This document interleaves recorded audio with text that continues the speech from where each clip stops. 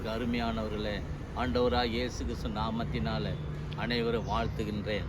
இந்த நாளிலே ஆண்டவர் நமக்கு கொடுக்குற வார்த்தை, உங்களுக்கு சமாதானம் உண்டாவதாக.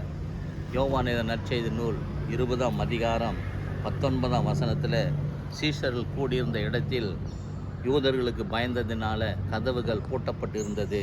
அப்போது இயேசு நடுவே நின்று உங்களுக்கு சமாதானம் என்று சொன்னார். சீஷர்கள் அதை பார்த்து கேட்டு சந்தோஷப்பட்டார்கள். அதன் பிறகு இயேசு அவர்கள் நோக்கி, உங்களுக்கு சமாதானம் உண்டாவதாக, பிதா என்னை அனுப்பினது போல நானும் உங்களை அனுப்புகிறேன் என்று சொன்னார்.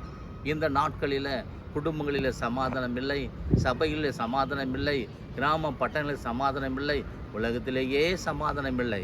ஆகவே தான் ஆண்டவராய் இயேசு கிறிஸ்து இந்த உலகத்துக்கு சமாதானம் கொடுக்கக்கூடியவராய் வந்தார்.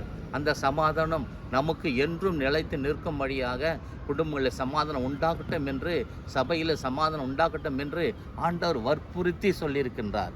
எனக்கு அருமையானவர்களே, இதை கேட்டுக்கொண்டுகிற உங்கள் அனைவருக்கும், குடும்பங்களில் உங்களுக்கும் சபையில் சமாதானம் உண்டாவதாக என்று சொல்லி ஆண்டவராக இயேசு கிறிஸ்து நாமத்தினால் வாழ்த்துகிறேன். கர்த்தர் உங்களை ஆசீர்வதிப்பாராக.